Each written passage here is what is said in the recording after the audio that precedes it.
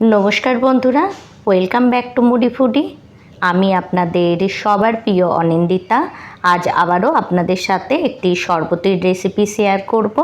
আজ আমি আপনাদের সাথে শেয়ার করব বেলের শরবতের রেসিপি। তার জন্য আমি একটা বেলকে ভালো করে ওয়াশ করে এটিকে আমি দুখণ্ড করে নিয়েছি, আর একটা চামচের সাহায্যে এর পাল্পটিকে আমি একটা বাটিতে এইভাবে রেখে দেব। এখন আমি এর মধ্যে 2 গ্লাস ঠান্ডা জল অ্যাড করলাম।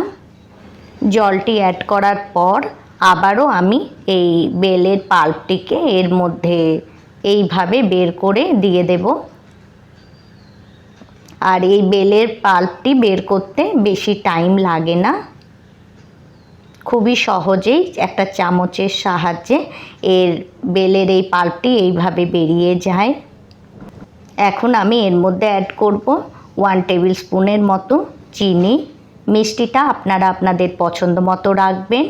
তারপর একটা চামচের সাহায্যে আমি এই চিনিটিকে গুলে নেব। গুলে নেওয়ার পর হাতের সাহায্যে চটকে চটকে আমি এই বেলের পাল্পটিকে এইভাবে বের করে নেব। আপনারা চান তো এর মধ্যে 1/2 টিস্পুনের মতো লবণ অ্যাড করতে পারেন, কিন্তু আমি আজকের দিনে লবণ খাই না, তাই আমি দিলাম না। এখন আমি একটা বড় ছাঁকনির সাহায্যে এই শরবতটিকে ছেঁকে নেব।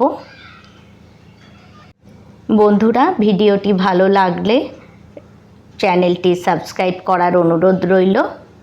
আর আপনারা যদি এই ভিডিওটি আমার ফেসবুক পেজ থেকে দেখে থাকেন, তাহলে আমার ফেসবুক পেজটিও ফলো করার অনুরোধ রইল।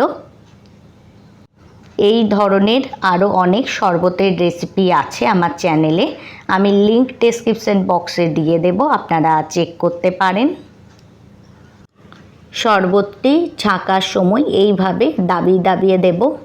তারপর এটিকে আমি একটা গ্লাসে সার্ভ করব। তার জন্য এই ধরনের আমি একটা টল গ্লাস নিয়ে নিয়েছি। এই দেখুন,